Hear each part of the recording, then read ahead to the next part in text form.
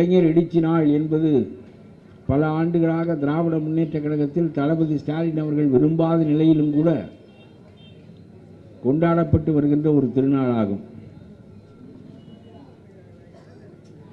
அதற்கு மிகப்பெரிய காரணம் நம்முடைய மாவட்ட செயலாளர் ஜே அன்பழகன் அவர்கள் எடுத்துரைத்தது போல 40-50 ஆண்டு கால அரசியலில் பக்குவப்பட்டு வந்திருக்கின்ற அவர் இன்றைக்கு திராவிட முன்னேற்றக் கழகத்தினுடைய தலைவராக ஆகியிருக்கின்றார். ஜே அன்பழகன் ரொம்ப சிறந்த பேச்சாளர், நல்ல கருத்தாளர். அதிகாரத்தையும் அன்பையும் தேவைக்கேற்றவாறு சரியாக பயன்படுத்த தெரிந்த ஒரு தலைமை குணம் கொண்டவர்.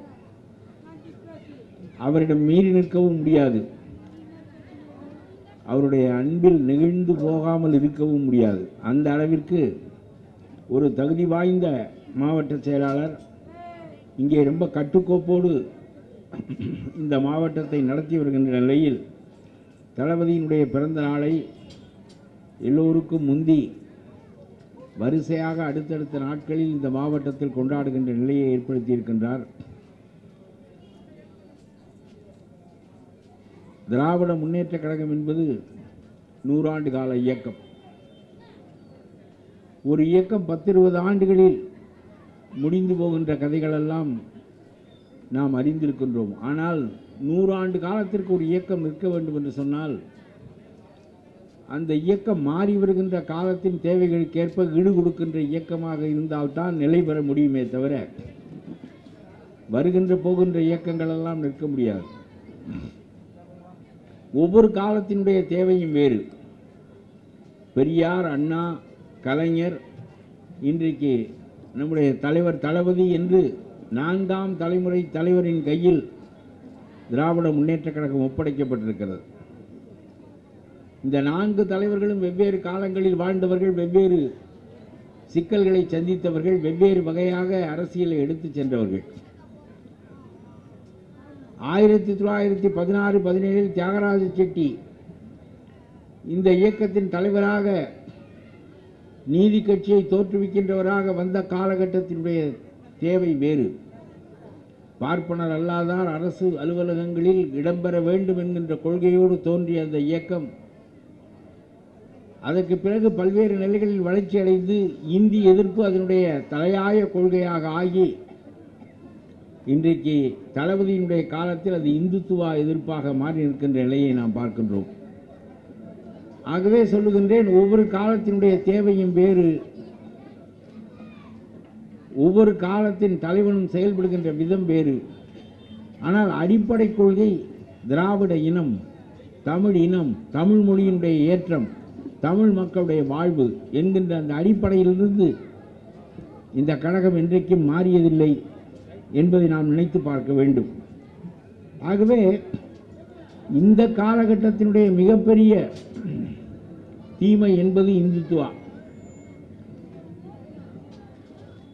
இந்திய அரசியலில் மோடி இவ்வளவு பெரிய இடத்தை அடைவார் என்றோ, மதவெறி இந்த அளவிற்கு தலை தூக்கும் என்றோ 10 ஆண்டுகளுக்கு முன்பு நாம் நினைத்ததில்லை. சென்ற 5 ஆண்டு காலமாக இந்தியாவை ஆண்டு வருகிற மோடி இன்றைக்கு நாட்டை பல்வேறு குளறுபடிகளுக்கு உள்ளாக்கி இருக்கிறார் என்று சொன்னால் அதற்கு காரணம் அது ஒரு மதவெறி கட்சி என்பதுதான். ஜே அன்பழகன் பேசுகிற போது சொன்னார், போரின் மூலமாக வென்றுவிட முடியாதா என்று கருதுகிறார் மோடி. விமானங்களை பாகிஸ்தானுக்கு அனுப்புவதன் மூலம் மக்களுடைய மனதில் இடம்பெற முடியாதா என்று கருதுகிறார் மோடி என்று அவர் பேசுகிற போது சொன்னார். நான் உண்மையிலேயே சொல்லுகின்றேன், கன்னியாகுமரிக்கு வந்திருந்த மோடி பேசுகின்ற போது சொல்லுகிறார், பயங்கரவாதத்திற்கு நான் எதிர்ப்பாக இருக்கிறேன் என்பதில் யாருக்கு மறுப்பு இருக்க முடியும் என்று கேட்கிறார். பயங்கரவாதம் என்பது பல காலமாக இந்தியாவில் இருக்கக்கூடிய ஒரு நிலை. ஆனால் அந்த பயங்கரவாதம் மிகப்பெரிய அளவிற்கு தலை தூக்கியதற்கு மிகப்பெரிய காரணமே மோடி தான். காஷ்மீர் பிரச்சனையை மோடி ஒழுங்காக கையாளாததன் காரணமாகத்தான் பயங்கரவாதம் இந்த அளவுக்கு தலை தூக்கி இருக்கிறதே தவிர, ஒரு இஸ்லாமிய மாநிலம் இந்தியாவிலேயே எல்லா மாநிலங்களும் இந்துக்களின் மாநிலம்தான். ஆனால் ஒரே ஒரு இஸ்லாமிய மாநிலம் காஷ்மீர் தான். இஸ்லாமியர்களெல்லாம் பாகிஸ்தானோடு சேர்ந்து கொண்டிருந்த ஒரு காலகட்டத்தில் காஷ்மீர் மாநிலம் மட்டும் நம்மோடு சேர்வதற்கு இசைந்தது. நேருவும் நினைத்தார், உலகம் முழுவதிலும் அது முஸ்லிம்களுக்கான நாடு, முஸ்லீம் நாடு. ஆனால் இந்தியா இந்துக்களுக்கான நாடு அல்ல. இந்தியா எல்லா மக்களுக்கும் உரிய நாடு என்பதை மெய்ப்பிப்பதற்கு ஒரு முஸ்லீம்கள் நிறைந்த மாநிலம் நம்மோடு சேர்வது என்பது, அதுவும் விருப்பத்தோடு சேர்வது என்பது பாராட்டத்தக்கது என்று சொல்லி அந்த மாநிலத்தை தன்னோடு இணைத்துக் கொண்டார். அப்பொழுது அவர்கள் சில உரிமைகளை கேட்டார்கள். எங்கள் மாநிலத்தைச் சேர்ந்த ஒரு பெண் இங்கே சொத்துக்களை பெற்றிருந்து அவள் வெளியேறி சென்று விட்டால் இந்த சொத்துக்களை அவள் இழந்து விடுவாள். வேறு மாநிலத்திற்கு இருக்கின்ற ஒருவன் காஷ்மீருக்கு வந்து சொத்துக்களை வாங்க முடியாது. இந்திய பாராளுமன்றம் எந்த சட்டங்களை போட்டாலும் சரி, காஷ்மீர் மாகாண மந்திரி சபை, மாகாண சட்டமன்றம் அந்த சட்டத்தை ஏற்றுக்கொண்டால் ஒழிய அது சட்டமாக ஆக முடியாது என்கின்ற ஒரு விதமான சட்டத்தை, உரிமையை காஷ்மீர் மக்கள் கேட்டார்கள். நேரு அவற்றையெல்லாம் கொடுப்பதற்கு ஒப்புக்கொண்டார். என்ன காரணம் என்றால், முஸ்லீம்கள் நிறைந்த அந்த மாநிலம் இந்தியாவோடு இருப்பது நம்முடைய பெருமைக்கு உகந்தது என்று அவர் கருதினார். எல்லா உரிமைகளையும் கொடுத்து ஷேக் அப்துல்லாவை ஆள வைத்து மிக அமைதியாக போய்கொண்டிருந்த அந்த மாநிலத்தில் ஏன் இந்த மாகாணத்துக்கு தனியான உரிமைகளை கொடுத்தாய், சிறப்பு உரிமைகளை கொடுத்தாய் என்று சொல்லி அதற்காக இன்றைக்கு சுப்ரீம் கோர்ட்டில் வழக்கு நடக்கிறது. இவ்வளவு காலமாக உச்ச நீதிமன்றத்துக்கு அந்த வழக்கு செல்லவில்லை. இன்றைக்கு சென்றிருப்பதற்கு காரணம் மோடி அரசு. உச்ச நீதிமன்றம் அதை விசாரிக்கிறது. எல்லா மாநிலங்களுக்கும் ஒரு வகையான உரிமை தான் உண்டு, காஷ்மீருக்கு மட்டும் ஏன் தனி உரிமை இருக்க வேண்டும் என்று கேட்கிறார்கள். காஷ்மீருக்கு நீ இந்த தனி உரிமையை கொடுக்காவிட்டால் அவன் பாகிஸ்தான்காரனோடு சேர்ந்து கொள்வான், அது உனக்கு சம்மதமா? அவன் அங்கே சேர்வதில்லை என்று நம்மோடு இருப்பது பெருமையா, அவனை அந்த பக்கம் சேர்த்து விடுவது பெருமையா? அவனுக்கு கொடுக்கப்பட்ட அந்த தனி உரிமையை பறிக்க வேண்டும் என்று உச்ச நீதிமன்றத்தில் வழக்கு தொடங்கி இருக்கிறார்கள். அங்கே உள்ள மனிதர்கள் தங்களுடைய உரிமைகளை கேட்கின்ற போது அந்த உரிமைகளை மறுக்கின்ற காரணத்தினால் இளைஞர்கள் பயங்கரவாதிகளாக மாறுகிறார்கள். நான் கேட்கிறேன், பாகிஸ்தான் பயங்கரவாதிகளை அங்கிருந்து அனுப்புகிறது என்பதை நாம் ஒடுக்க வேண்டும் என்பதிலே திராவிட முன்னேற்ற கழகத்திற்கு கருத்து வேறுபாடு கிடையாது. ஆனால் காஷ்மீரிலேயே நீங்கள் பயங்கரவாதிகளை உருவாக்கி கொண்டிருக்கிறீர்களே, அது இந்த நாட்டுக்கு நல்லதா என்று மோடியை நான் கேட்கின்றேன். வெளிநாடுகளிலிருந்து வருகின்ற பயங்கரவாதிகளை விட காஷ்மீரில் இருக்கிற பயங்கரவாதிகளின் எண்ணிக்கை கூடுதல் என்றால் இவர்கள் நீங்கள் உருவாக்கிய பயங்கரவாதிகள் அல்லவா? ஆனால் ரொம்ப பெருமையாக இங்கிருந்து நாங்கள் விமானங்களை 40 பேரை கொன்று விட்டார்கள், பதிலடியாக நாங்கள் விமானங்களை தொடர்ந்து அனுப்பினோம், 350 பேரை சாகடித்து விட்டு வந்தது நம்முடைய விமானம் என்று மோடி பெருமையாக பேசுகிறார். ஆனால் பன்னாட்டு பத்திரிகைகள் எல்லாம், உலக பத்திரிகைகள் எல்லாம் இந்திய விமானம் போய் பொட்டல் காட்டிலே குண்டுகளை வீசிவிட்டு வந்தது, அடித்தது யாரையும் இல்லை என்று சொல்லி எழுதியதை நம்முடைய வங்காள முதலமைச்சர் மம்தா பானர்ஜி இன்றைக்கு நாட்டிலே எடுத்து காட்டிக் கொண்டிருக்கிறார். அவர்கள் அடித்தார்கள், திரும்ப நாங்கள் அடித்தோம் என்று சொல்லுகின்ற போது நீ சொன்ன செய்தி நம்பகத்தன்மை வாய்ந்ததா என்பதை கூட நீ உலக அளவில் சரிபார்க்க வேண்டாமா என்று நான் கேட்கின்றேன். மம்தா பானர்ஜி சொன்னார், நாட்டுக்காக போர் என்றால் நாங்கள் உங்கள் பின்னால் நிற்கிறோம், ஆனால் உன்னுடைய தேர்தல் வெற்றிக்காக இந்த போர் என்றால் உன் பின்னால் நாங்கள் நிற்க முடியாது என்று அவர் சொன்னார். ஆகவே சொல்லுகின்றேன், இந்த நாடு தலை தெறிக்க, திசை தெரியாமல் மோசமான வழியில் இழுத்து செல்லப்படுகிறது என்பதை நாம் மறந்துவிடக்கூடாது. இந்த தேர்தல் என்பது மோடியை தோற்கடிப்பதற்கான தேர்தல். இங்கே ஒரு கூட்டணி சேர்ந்திருக்கின்றோம், இந்த கூட்டணிக்கு ஒரு கொள்கை இருக்கிறது.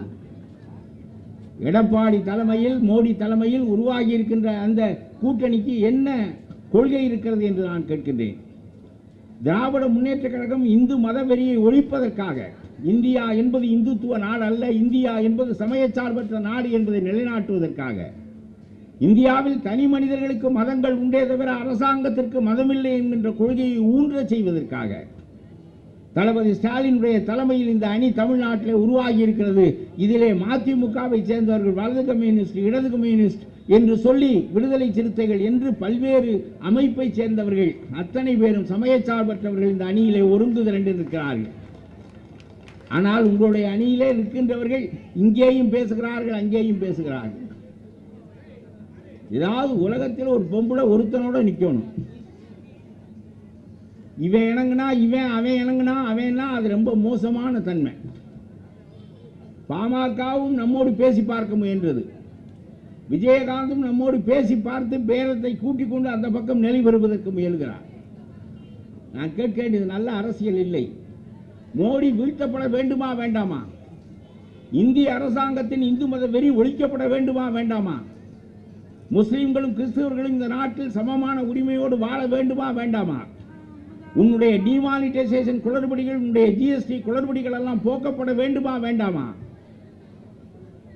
இவற்றுக்காக நடைபெறுகின்ற தேர்தலில் இந்த பக்கமா அந்த பக்கமா என்று ரெண்டு பக்கமும் பேசுகின்றவர்கள் எந்த கொள்கையும் இல்லாதவர்கள். ஏதாவது ஒரு கட்சிக்கு ஒரு கொள்கை வேண்டும். பாமகவினுடைய தலைவர் ராமதாஸ் 10 ஆண்டு காலமாக இந்த நாட்டு மக்களுக்கு சொன்னார், திராவிட இயக்கங்களை நான் ஒழிக்கப் போகின்றேன் என்று. ஏன் ஏற்கனவே சேர்ந்தாய் என்று கேட்டார்கள். தவறுதலாக சேர்ந்து விட்டேன், சேர்ந்தது தவறு என்று உணர்ந்து விட்டேன். 10-15 ஆண்டு காலம் ஆட்சியை அனுபவித்து விட்டு, பதவிகளை அனுபவித்து விட்டு, தலைவர் கலைஞரால் ராஜ்யசபா உறுப்பினர் பதவி கொடுக்கப்பட்டதை எல்லாம் பெற்றுக்கொண்டு மந்திரியாகவும் ஆகிவிட்டு, அதற்கு பிறகு இவர்கள் சொன்னார்கள், நாங்கள் இனிமேல் திராவிட இயக்கங்களோடு ஒட்டும் இல்லை, உறவும் இல்லை என்று சொன்னார்கள். அன்றைக்கு அப்படி சொன்னதை நம்ப செய்வதற்காக ராமதாஸ் ரொம்ப அளவுக்கு அதிகமாக போய் சொன்னார். கார் உள்ள அளவும், கடல் உள்ள அளவும், நீர் உள்ள அளவும், நிலம் உள்ள அளவும் திராவிட இயக்கங்களோடு நாங்கள் சேரமாட்டோம் என்று சொன்னார். அதையே அன்புமணி வேறாக சொன்னார். 100% அல்ல, 101% திராவிட இயக்கங்களை நாங்கள் ஒழிப்போம் என்று சொன்னார். அதிமுகவை ஒழிப்பது என்பது வேறு.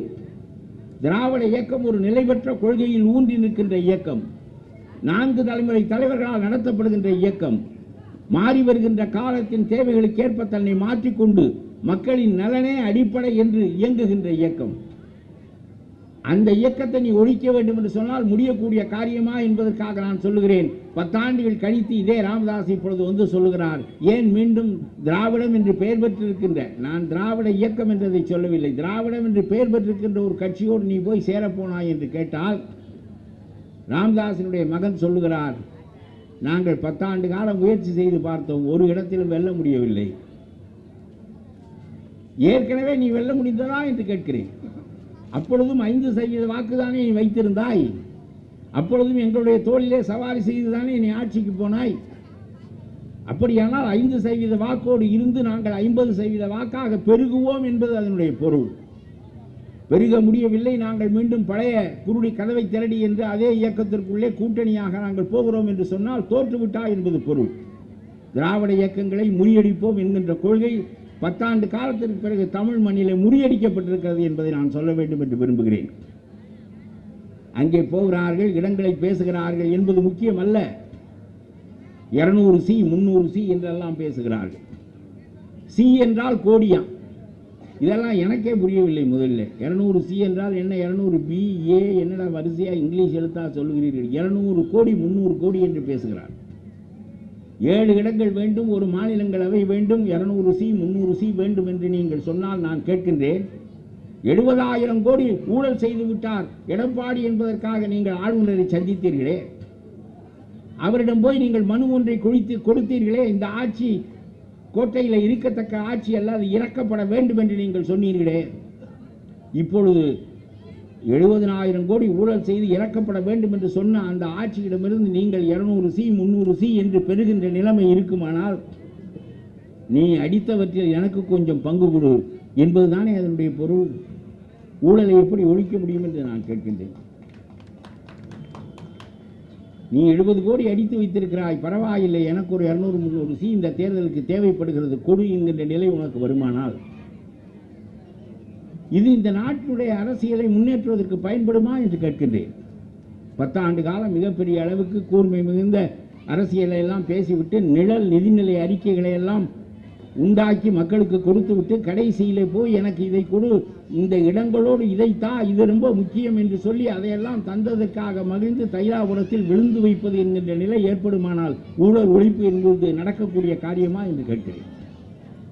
ஊழலை தவிர அந்த ஆட்சியிலே வேறு என்ன இருக்கிறது? அதிமுகவின் கதை என்று ராமதாஸ் புத்தகம் போட்டாரே, குட்கா ஊழல் என்றாரே, விஜயபாஸ்கரை வெளியே தூக்கி எறியுங்கள் என்றாரே, வரிசையாக நீங்கள் கொடுத்த பட்டியலில் உள்ளவர்களோடு சேர்ந்து தோளோடு தோள் என்று நீங்கள் பணியாற்றி இப்பொழுது அந்த கூட்டணியை வெற்றி பெற வைக்க வேண்டும் என்று நீங்கள் விரும்புகிறீர்கள் என்றால் இது எந்தவித அரசியல் என்று எனக்கு புரியவில்லை. அவர்களுக்கு எத்தனை இடங்கள் பாராளுமன்றத்திலே கொடுக்கிறார்கள் என்பது மட்டுமல்ல, 21 சட்டமன்ற இடைத்தேர்தல் இதோடு சேர்ந்து நடைபெறப் போகிறது. அதுதான் பழனிசாமிக்கு ரொம்ப முக்கியமானது. அந்த தேர்தலில் பாதி இடங்களுக்கு மேல் வென்றால்தான் அவருடைய ஆட்சி நிற்கும். இந்த தேர்தல் மக்களுடைய தேர்தல் மிகப்பெரிய தீர்ப்பாக இருக்கும். அது பாராளுமன்றத்திற்கான தீர்ப்பு மட்டுமில்லை, சட்டமன்றத்திற்கான தீர்ப்பும் கூட. 2 ஆண்டு காலம் ஆட்சியில் இருந்து விட்டார். இன்னும் 3 ஆண்டு காலம் அவர் இருக்க முடியுமா முடியாதா என்பதை இந்த இடைத்தேர்தல் தீர்ப்பு கொடுக்கும். 21 இடங்கள் இன்றைக்கு இடைத்தேர்தல் நடைபெறப் போகிறது சட்டமன்றத்திற்கு. பாராளுமன்றத்தை பற்றி பழனிசாமி கவலைப்படவில்லை. 21 இடங்களில் பெரும்பான்மையான இடங்களை கைப்பற்றாவிட்டால் நாம் வீட்டுக்கு போக நேரிடும் என்று அவர் அஞ்சுகிறார். அதற்காக ராமதாசிடம் உனக்கு எதுவும் இடமில்லை, கூடுதல் இடமெல்லாம் பாராளுமன்றத்தில் கொடுக்கிறோம், சட்டமன்றத்தில் நாங்கள் மட்டும்தான். அதே பேச்சைத்தான் விஜயகாந்திடமும் பேசுகிறார்கள். விஜயகாந்த் ஒரு காலத்தில் ஒரு மனிதனாக வந்து 10% வாக்குகளை பெற்று பிறகு 8% வாக்குகளாகி ஒரு எதிர்க்கட்சி தலைவராகவும் ஆகி அதற்கு பிறகு நம்முடைய தலைவர் காலத்தில் விஜயகாந்த் மீது ரொம்ப பிரியம். அவர் விஜயகாந்துக்கு திருமணம் செய்து வைத்தது நம்முடைய தலைவர் கலைஞர் தான். ஆகவே ரொம்ப பிரியமாக விஜயகாந்தை வா வா என்று கூப்பிட்டார். நம்முடைய தலைவர் தளபதி கொஞ்சம் நெருங்குடியானவர், ரொம்ப ஒரு நிலைக்கு மேல் மானங்கட்டு அலைய மாட்டார். வந்தால் வா போனால் போ என்கின்ற நிலைக்கு அவர் போய்விடுவார். ஆனால் கலைஞர் அப்படி இல்லை, போனால் இப்படி தான் இருப்பாங்க எல்லாரும், வா வா வான்னு கடைசி வரையில் இழுத்தார். அவங்க இப்படி பெரிய 3வது அணி முதலமைச்சர் என்று அவர் சம்சாரம் சொல்லிருச்சு. எதிர்கட்சி தலைவர் ஆகிட்டா அதுக்கு அடுத்த ஸ்டெப்பு முதலமைச்சர் தான். அப்புறம் இன்னைக்கு கீழே மறுபடியும் கூட்டணியாகி போகிறது சரியில்லை. அதனால் அவர் முதலமைச்சர் கனவில் மிதந்தார். அதனால் அவர் வர சம்மதிக்கல. ஆனால் கலைஞர் சொன்னார், பழம் நழுவி பாலில் விழும் என்று கடைசியாக கூட சொன்னார் கலைஞர். போமாட்டார், வந்து விடுவார், பழம் நழுவி பாலில் விழும் என்று சொன்னார். பழம் அழுகி சாக்கடையில் விழுந்தது. அதுதான் நடந்ததே தவிர கடைசி வரையிலும் ஒரு புத்தியும் இல்லை. 10% ஆகி 8% ஆகி கடைசியில் 2.5% வாக்குகளை பெற்றிருக்கிறார் நம்முடைய விஜயகாந்த். 2.5% வாக்குக்கு 8 சீட்டு கொடு, 10 சீட்டு கொடு. முதலில் 14 கேட்டாராம். 14 அவங்க என்ன கேட்குறாரு, எம்எல்ஏ கேட்குறாரா எம்பிக்கு கேட்குறாரான்னு முதல்ல மயங்கிட்டாங்களாம் அதிமுக காரங்களே. ஏங்க நம்ம 21 சீட்டை பிடிக்கிற கலையில அவன் 14 கேட்குறானே என்னென்ன, இல்லைங்க பாராளுமன்றத்துக்குங்க 14 கேட்குறான்னாங்க. அடி என்னடா அது, ஞாபகத்தோடு தானே பேசுவார் அவர், இப்போ அமெரிக்காவுக்கு போயிட்டு வர விட்டு நல்லா இருக்காருன்னாங்களாம். அப்புறம் 16லேருந்து 10 ஆனாராம், 8 ஆனாராம், 7 ஆனாராம், ஏதோ சொல்லி கொண்டிருக்கிறார்கள். அவருக்கு என்னென்னவெல்லாம் கொடுத்துருக்கார்களோ அதெல்லாம் எனக்கு கொடு என்றால் என்ன பொருள் என்றால், எத்தனை சி அங்கே போனதோ அத்தனை சி எனக்கும் வர வேண்டும். இவர்களெல்லாம் ஊழல் ஒழிப்புக்காக கட்சி தொடங்கியவர்கள், ஊழல் ஒழிப்பை அடிப்படையாக வைத்தே முதலமைச்சராக வேண்டும் என்று கருதியவர்கள் என்பதை நாம் எண்ணி பார்க்க வேண்டும். ஆக இது ஒன்றும் தேரப்போவதில்லை. கடைசியில் ஒரு ஓட்டு அரை ஓட்டு வைத்திருக்கிறவனெல்லாம் இந்த தேர்தலில் முக்கியத்துவம் பெறுவதற்கு காரணம் பழனிசாமி நினைக்கிறார், எங்கேயாவது குறைவாக நாம் 1% வாக்கில் போனதிலும் தோற்றோமே, நாம் எண்ணி பார்க்க வேண்டும். வெறும் 5 லட்சம் வாக்குகள் தான் நமக்கும் அதிமுகவுக்கும் இடையே இந்த வேறுபாடு, வெறும் 1%. அதனாலே நாம் ஆட்சியை இழந்தோம். இந்த பயம் இப்பொழுது எல்லாருக்கும் ஏற்பட்டிருக்கிறது. நான் சொல்லுகின்றேன், போன தடவையே நாம் ஆட்சிக்கு வந்திருக்க வேண்டும். கொஞ்சம் சில்லறை ஓட்டுகள் நம்மை விட்டு விலகிவிட்ட காரணத்தினால் ஆட்சிக்கு வருவது தவறிவிட்டாலும் கூட நான் சொல்லுகிறேன், கேடு வருவது தீமையானதல்ல, கேட்டில் நல்லவன் யார் கெட்டவன் யார் என்று உணர முடியும் என்று வள்ளுவன் சொல்லுவான். கேட்டிலும் உண்டோர் உறுதி, இளைஞரை நீட்டி அளப்பதோர் கோல் என்று சொல்லுவான். கேடு வருவதும் கூட நல்லது என்று சொல்லுவான். பலரை நாம் அறிய முடிந்தது. ஆனால் ஜெயலலிதா போய் சேர்ந்தார். அதற்கு பிறகு எடப்பாடி வந்தார். எடப்பாடி வருகின்ற போதே பாருங்கள், எடப்பாடி விட்டு ஒரு ஸ்டில் ஒன்றை போட்டு காட்டுறான் பாருங்கள் இந்த ஜெயா டிவியில். அதை கேட்டு எனக்கு அப்படி புல்லரிச்சு போச்சுங்க. அதாவது அங்கே நிற்கிறார் எடப்பாடி, சசிகலா நின்று கொண்டிருக்கிறார். அப்படியே அங்கிருந்து தவந்து முட்டிக்காலால் தவந்து போய் சசிகலா காலை தேடி தொடுறார். எதுக்குடா இவர் அடிவுக்குள்ளே நுழைஞ்சு போகிறாருன்னு எனக்கு முதல்ல சந்தேகமாக இருந்துச்சு.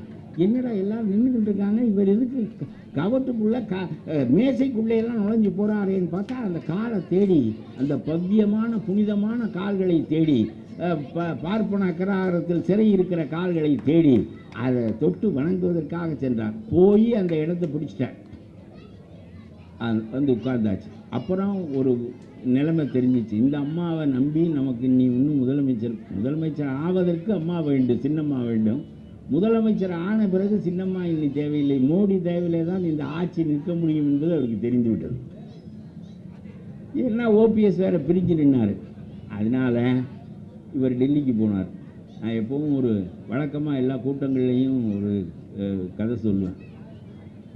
மோடியை பார்ப்பதற்காக முதலமைச்சர் ஆனவுடன் நம்முடைய எடப்பாடி அங்கே போகிறார், டெல்லிக்கு போகிறார். அதுக்கு முன்னாடி அவருக்கு ஹிந்தியும் தெரியாது, டெல்லியும் தெரியாது.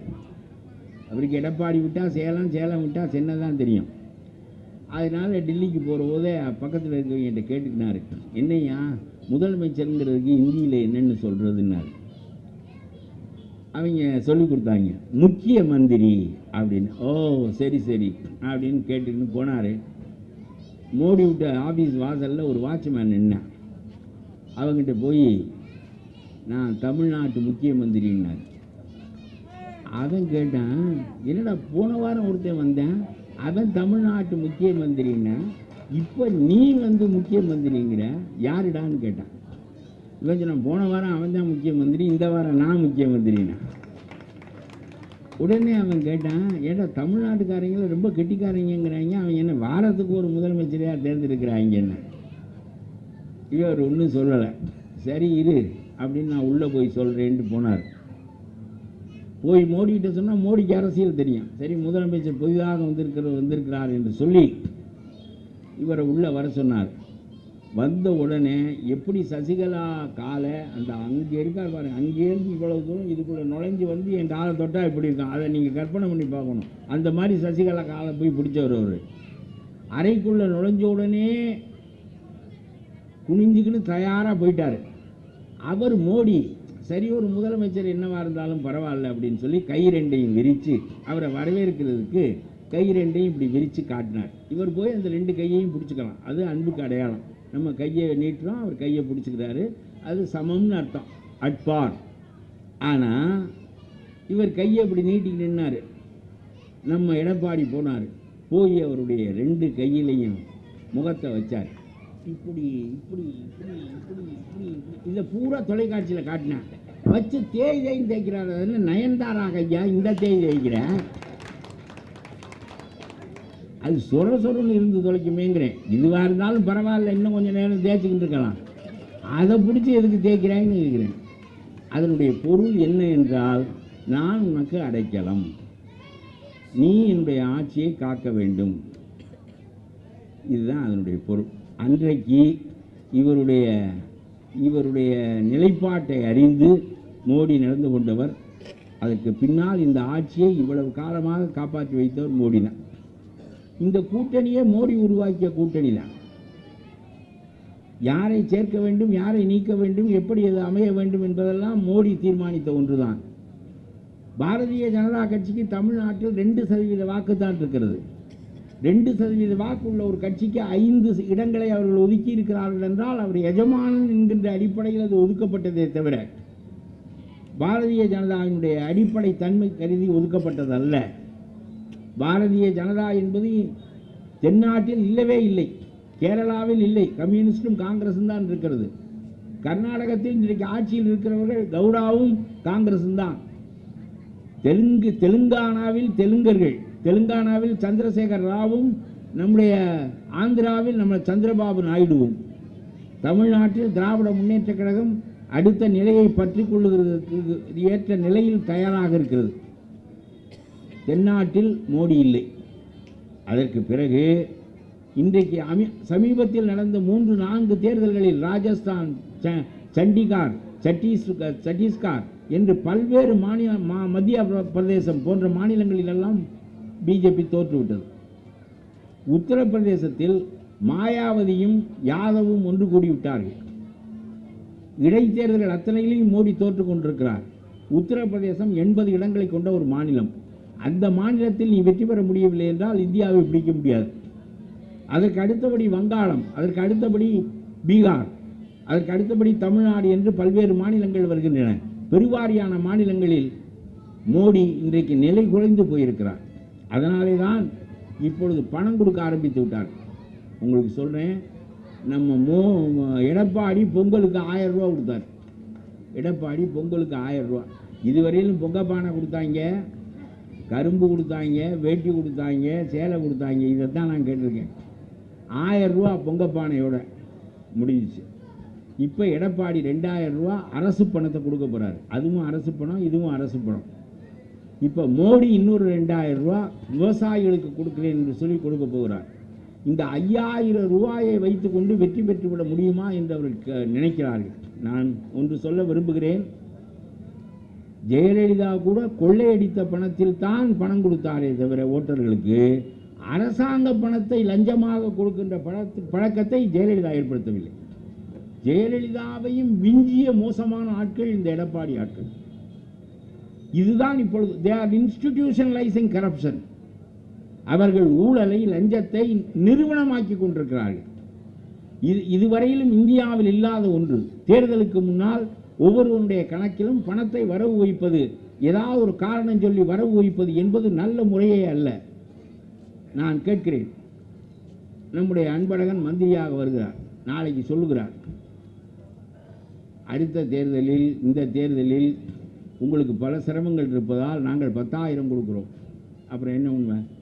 நீ 5000 கொடுக்குறவன், அப்புறம் நாங்கள் அறிவிக்கிறோம், ஐயா 10,000 கொடுக்குறோம்னு அறிவிக்கிறோம், எங்களை தேர்ந்தெடு 10,000. இப்படியே போனால் இந்த நாடு விளங்குமா என்று கேட்கிறேன். பணம் கொடுப்பது என்கின்ற நிலைக்கு, அரசு பணத்தை எடுத்துக் கொடுப்பது என்கின்ற நிலைக்கு ஒரு அரசாங்கம் வந்து விடுமானால் பிறகு 5000தோடு அது நிற்காது. இந்த கருவூலத்தை போண்டியாக்கிவிட்டுத்தான் அவர்கள் போவார்கள்.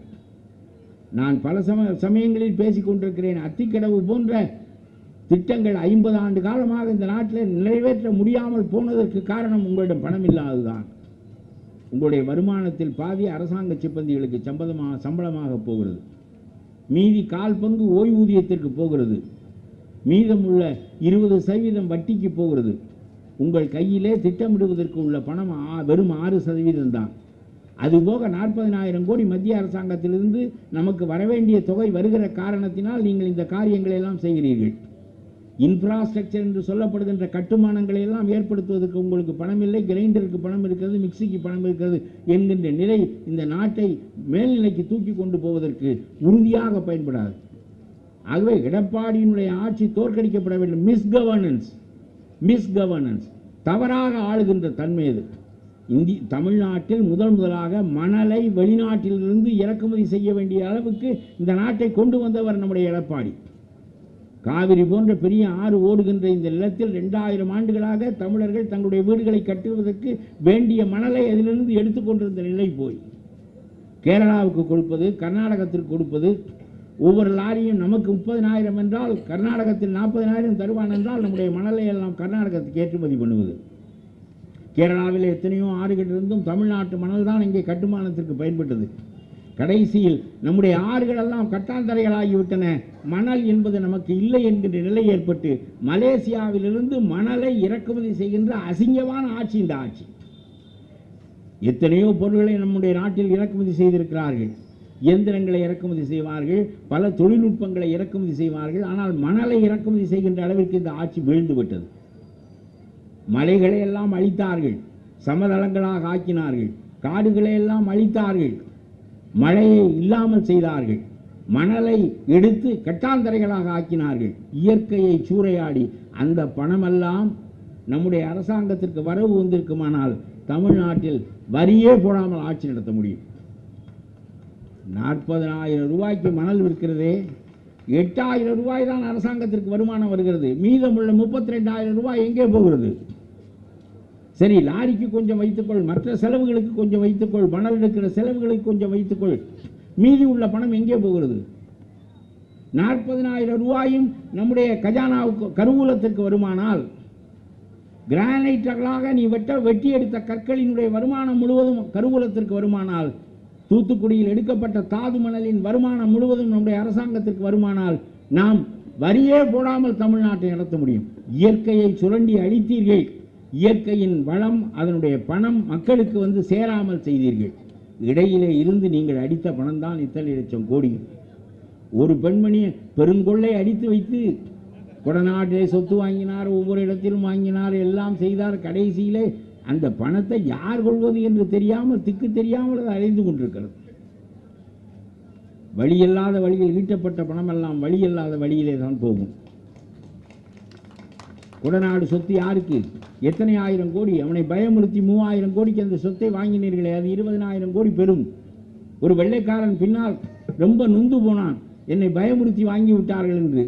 உங்களுடைய ஆட்சி அதிகாரத்தை வைத்துக்கொண்டு ஒரு காலகட்டத்தில் சசிகலா நம்முடைய சொத்தை கேட்டு விடுவாரோ, நம்முடைய சொத்து அவருடைய கண்ணிலே பட்டு விடுமோ, நம்முடைய சொத்தை இழந்து விடுவோமோ என்று மக்கள் அஞ்சிய காலமெல்லாம் இந்த நாட்டிலே இருந்தது. இது ஒரு ஆட்சி முறையா? அவருடைய வாரிசு நம்முடைய எடப்பாடி பெருங்கொள்ளை அடித்து வைத்துக்கொண்டு அவர் மனதிற்குள்ளே சிரித்துக் கொள்வார். நம்முடைய ராமதாஸ் ஒரு 10 நிபந்தனைகள் கொண்ட பட்டியலை நம்முடைய எடப்பாடியை வைத்துக்கொண்டு படித்தார். அப்படி படிக்கிறார். நாங்கள் உங்களோடு கூட்டு சேர வேண்டுமென்றால் இந்த நிபந்தனைகளை எல்லாம் நீங்கள் நிறைவேற்ற வேண்டும் என்று சொன்னார். சரி, அதையெல்லாம் நிறைவேற்றுகிறோம் என்று அவர் திரும்ப பதில் சொன்னாரா? நீ படித்துக்கொண்டே போனாய். கள்ளுக்கடைகளை, சாராய கடைகளை, மதுக்கடைகளை மூட வேண்டும், இது ஒரு நிபந்தனை. லேசாக சிரிக்கிறார் எடப்பாடி. இது நடக்க போகிற காரியம் இல்லை. உனக்கு மான மரியாதையை காப்பாற்றிக் கொள்வதற்காக நீ ஒரு நிபந்தனையை விதித்து பார்க்கிறாய், விதித்து தொலை என்று சொல்லி அவர் அப்படி ஒரு மோனாலிசா புன்னகை செய்கிறார். அடுத்தாற்போல் அவர் சொல்லுகிறார், அரசாங்க ஊழியர்களுக்கு பழைய குடும்ப பென்ஷன் முறையை கொண்டு வர வேண்டும் என்று சொல்கிறார். எடப்பாடி அப்பொழுதுதான் இந்த அரசாங்க சிப்பந்திகளை எல்லாம் ஓய்த்து வீட்டுக்கு அனுப்பி அவன் ஆளை விட்டால் போதும் என்று போகின்ற நிலைமைக்கு வர செய்தது நான் தான், அதனுடைய நிர்வாக திறமைதான் என்று அவர் பேசிக் கொண்டிருக்கிறார். இதுபோல ஒரு பென்ஷன் முறை கொண்டு வர முடியாது, நான் தரமாட்டேன் என்று சொல்லி அவருடைய போராட்டத்தை முறியடித்தது என்னுடைய பெருமை என்று எடப்பாடி பேசிக் கொண்டிருக்கிறார். ஆனால் நம்முடைய ராமதாஸ் சொல்லுகிறார் இந்த பென்ஷன் முறை கொண்டு வர வேண்டும் என்று. அதை கேட்டுக்கொண்டிருக்கிறார் எடப்பாடி. இப்படி ஒவ்வொன்றாக அவர் படித்துக் கொண்டே வருகிறார். எதுவும் நடக்கப் போவதில்லை. எதற்கு ராமதாஸ் கடந்து இவ்வளவு சிரமப்படுகிறார் என்று நினைக்கிறார் நம்முடைய எடப்பாடி. அப்புறம் சொல்லுகிறார் மேகதாது அணை நிறுத்தப்பட வேண்டும் என்று படிக்கிறார். எடப்பாடி என்ன நினைத்துக் கொண்டிருப்பார்? ராமதாஸ் நிழல் பட்ஜெட்லாம் போடுகிறார், கொஞ்சம் யோசனையோடு எதையும் செய்வார் என்று நினைத்தோம். அவரும் இப்படித்தான் போலிருக்கிறது, நம்மை போல்தான் போலிருக்கிறது என்று நினைத்துக் கொண்டிருப்பார். மேகதாதுவுக்கு யாரிடம் படிப்பது? மோடியிடம் போய் படிப்பதா, நம்முடைய எடப்பாடியிடம் படிப்பதா? மேகதாது அணையை கட்டுகிறவன் யார்? கர்நாடகத்துக்காரன். அந்த மேகதாது அணையை கட்டுவதற்கான உரிமையை வழங்கியது மோடியினுடைய அரசில் உள்ள செயலாளர். மோடியினுடைய சம்மதம் இல்லாமல் தான் அந்த செயலாளர் அந்த அனுமதியை வழங்கினாரா? ஆக மேகதாது எவன் காவிரி நீற்றுக்கு துணையாக இருக்கிறானோ அவனுக்கு வாக்களியுங்கள் என்று ரஜினி சொல்லுகிறாரே, தெளிவுபட சொல்ல வேண்டியதானே? மேகதாது அணை கட்டப்பட்டால் காவிரியில் நீர் எப்படி வரும்? மேகதாது அணைக்கு அனுமதி கொடுத்தது யார்? மோடியினுடைய செயலாளர், மோடியினுடைய அரசு. அதை எதிர்த்து நிற்க வேண்டிய ராமதாஸ் மோடியோடு சேர்ந்து கொண்டு அந்த அணியில் இருந்து கொண்டு மேகதாது அணை வரக்கூடாது என்கிறார். மதுக்கடைகளை திறந்து அதன் மூலமாக செழித்துக் கொண்டிருக்கிற எடப்பாடியை வைத்துக் கொண்டு மதுக்கடைகளை மூடு என்கிறார். இவர் எந்த நிபந்தனைகளை எல்லாம் வைத்திருக்கிறாரோ அந்த நிபந்தனைகளுக்கெல்லாம் மாறான அரசு எடப்பாடியினுடைய அரசு, மோடி அரசு. ஆனால் இவர்கள் எதையும் செய்ய போவதில்லை. ஆனால் இவர் அவர்களோடு சேர்ந்திருப்பதற்கு காரணம் சில இடங்களை தந்தார்கள் என்பதும் சில சீகளை 200 சி 300 சி போல கொடுத்தார்கள் என்பதும் தான் காரணம் என்று சொன்னால் தமிழ்நாட்டு அரசியல் வீழ்ந்துபட்டு விட்டது என்று நான் சொல்லுகின்றேன். இந்த நிலையிலும் இன்றைக்கு நம்முடைய தளபதி ஒன்று பேசியிருக்கிறார். செம்மொழி என்று தமிழ் அறிவிக்கப்பட்டதற்கு காரணம் நம்முடைய அருமை தலைவர் Kalaignar. Tamil is a classical language என்கின்ற நிலைப்பாடு எப்பொழுதும் உள்ள நிலைப்பாடு தான். ஆனால் அதை மைய அரசை ஏற்றுக்கொள்ளும்படி கலைஞர் செய்து அதற்காக ஒரு இயக்ககத்தை ஏற்படுத்தினார். அதற்கு மத்திய அரசினுடைய பணம் பயன்படுகிறது. ஆனால் அது தமிழ் மொழி வளர்ச்சிக்காக உரிய இயக்ககம். அந்த இயக்ககத்தில் விருது வழங்குகின்ற குழுவிற்கு தலைவராக நாகராஜன் என்கின்ற ஒரு பிரியன் பாம்பை அந்த இயக்ககத்தினுடைய உறுப்பினராக மத்திய அரசாங்கம் ஆக்கியிருக்கிறது. அதை இன்றைக்கு நம்முடைய தளபதி கண்டித்திருக்கிறார். இந்த நாகராஜன் என்பவர் திருவள்ளுவர் தெருவில் நம்முடைய கூட்டம் நடக்கிறது. இந்த திருவள்ளுவருக்கு சொந்த சிந்தனை கிடையாது, இவர் சமஸ்கிருதத்தில் உள்ள கருத்துக்களை எல்லாம் காப்பி அடித்து திருக்குறள் எழுதியவர் என்று சொன்னவன் அந்த நாகராஜன். அவன் ஒரு பார்ப்பான். அவன் தொல்துறையில் இருந்தவன். அவன் சொன்னான் திருவள்ளுவர் காப்பி அடித்து எழுதினார் என்று. அப்படி சொன்ன ஒருவனை செம்மொழி இயக்ககத்தில் அதனுடைய தலைவராக நீங்கள் ஆக்கியிருக்கிறீர்கள் என்று சொன்னால் திருக்குறளை கேவலப்படுத்தியதைப் போல செம்மொழி ஆகிய தமிழையும் கேவலப்படுத்துவதற்காக ஒரு பிரியன் பாம்பு உள்ளே ஊடுருவி இருக்கிறது என்பது பொருள். இவ்வளவு தேர்தலை பற்றி கூட்டணியை பற்றிய மனக்கவலைகளுக்கு இடையே அதையெல்லாம் விட்டுவிட்டு செம்மொழியை பற்றியும் செம்மொழியின் தலைவராக எவன் இருக்க வேண்டும், அதற்குள் எந்த பாம்புகள் நுழையக்கூடாது என்பதை பற்றியும் இன்றைக்கு நம்முடைய திமுகவினுடைய தலைவர் ஸ்டாலின் பேசுகிறார் என்றால் அதனுடைய பொருள் என்ன? திராவிட முன்னேற்ற கழகத்தின் அடிப்படை கொள்கைகள் தேர்தல் என்றும் தேர்தல் இல்லாத சமயங்கள் என்றும் வேறுபாடு பார்க்கின்ற தன்மை இல்லை. எப்பொழுது நெருக்கடி வந்தாலும் அவர்கள் அதை எதிர்க்கின்ற நிலையுடையவர்கள் என்பதுதான் அதனுடைய பொருள். ஆகவே சொல்கிறேன், தளபதியை தவிர வேறு ஒரு குரலும் இழவில்லையே. இந்த நாகராஜனை 24 மணி நேரத்தில் கீழே இறக்க வேண்டாமா?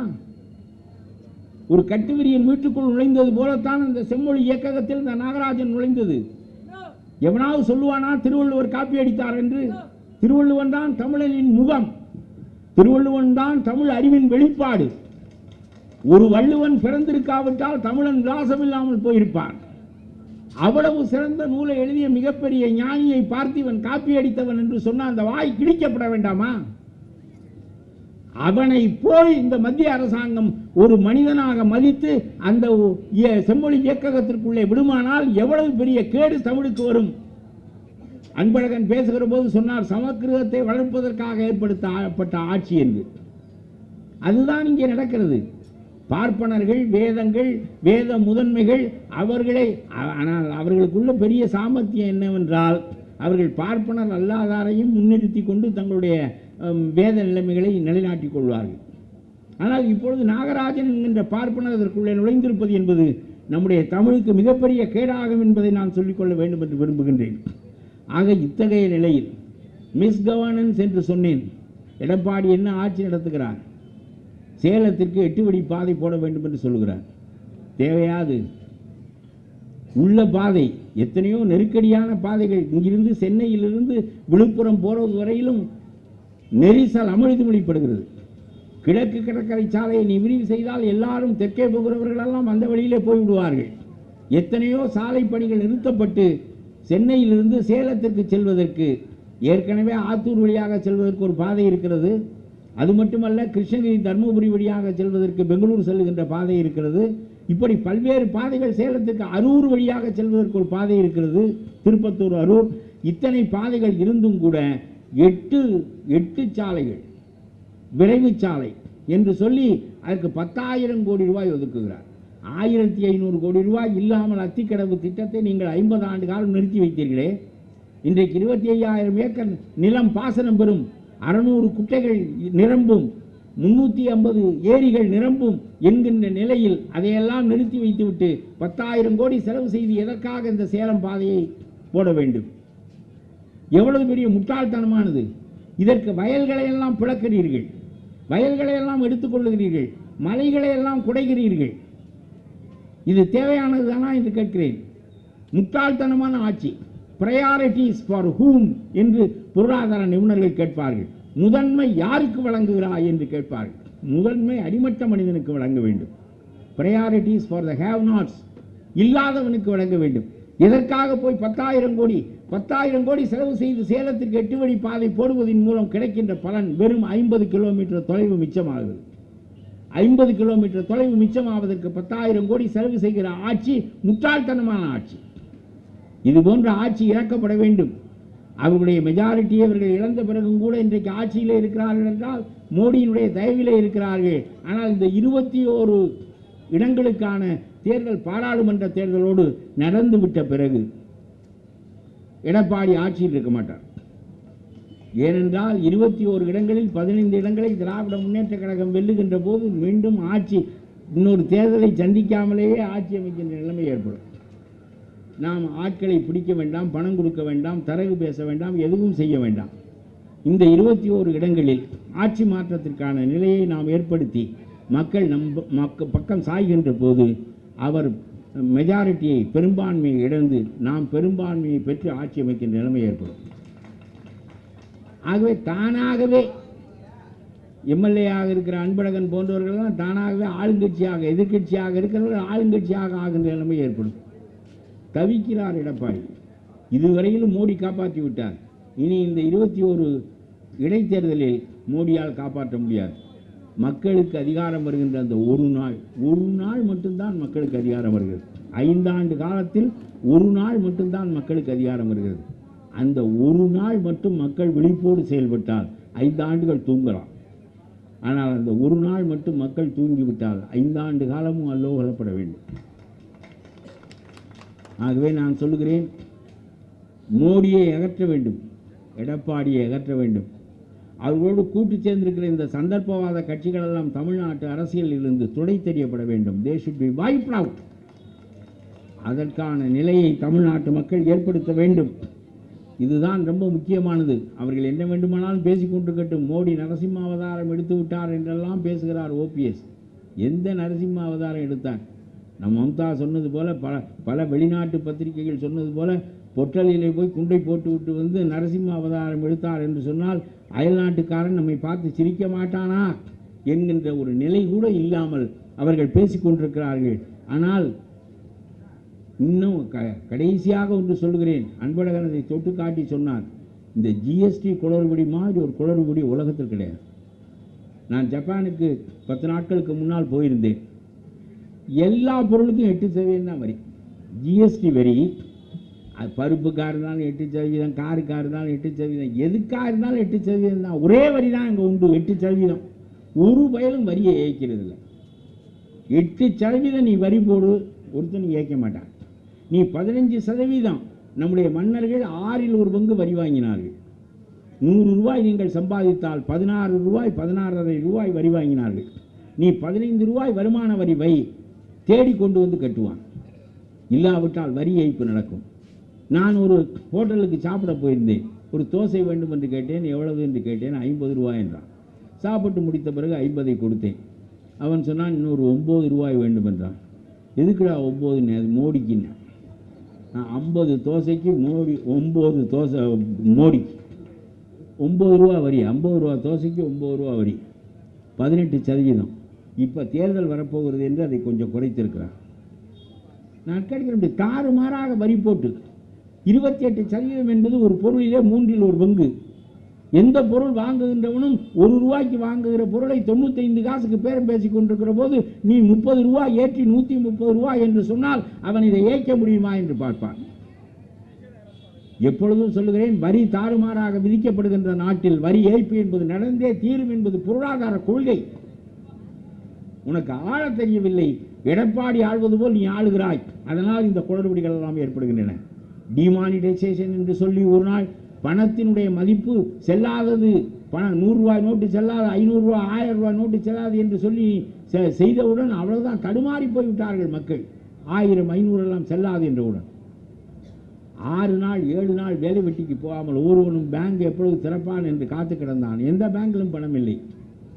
ஆனால் நீ எந்த கருப்பு பணத்தை ஒழிப்பதற்காக அந்த திட்டத்தை கொண்டு வந்தாயோ அதிலே ஒரு கொஞ்சம் ரூபாயாவது, ஒரு 10% ரூபாயாவது ஒழிக்கப்பட்டதா என்றால் இல்லை.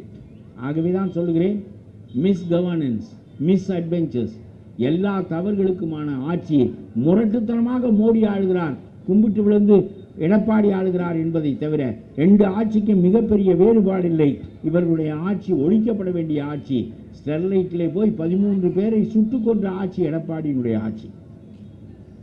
ஆகவே இந்த பெரிய நிறுவனங்களுக்காக, பெரிய பணக்காரர்களுக்காக ஆளுகின்ற இந்த ஆட்சி, மதவரி பிடித்த ஆட்சி, இந்த பாசிச ஆட்சி, ஜிஎஸ்டி போன்ற தாறுமாறான வரிகளை விதிக்கின்ற இந்த ஆட்சி ஒழிக்கப்பட வேண்டும் என்கின்ற ஒரு உறுதியோடு இந்த தேர்தலில் மக்கள் உதயசூரியனுக்கும் சார்ந்த கட்சிகளுக்கு வாக்களிக்க வேண்டும் என்று கேட்டு, இந்த நல்ல வாய்ப்பினை எனக்கு தந்தமைக்காக நம்முடைய மாவட்ட செயலாளர் பெருமதிப்புக்குரிய ஜே அன்பழகன் அவர்களுக்கும் நந்தனம் மதிக்கும் என்னுடைய நன்றியை தெரிவித்து விடைபெறுகின்றேன். வணக்கம். இந்த வீடியோ உங்களுக்கு பிடிச்சிருந்தா ப்ளீஸ் லைக் அண்ட் ஷேர் பண்ணுங்க. மறக்காம எங்க சேனலை சப்ஸ்கிரைபும் பண்ணுங்க.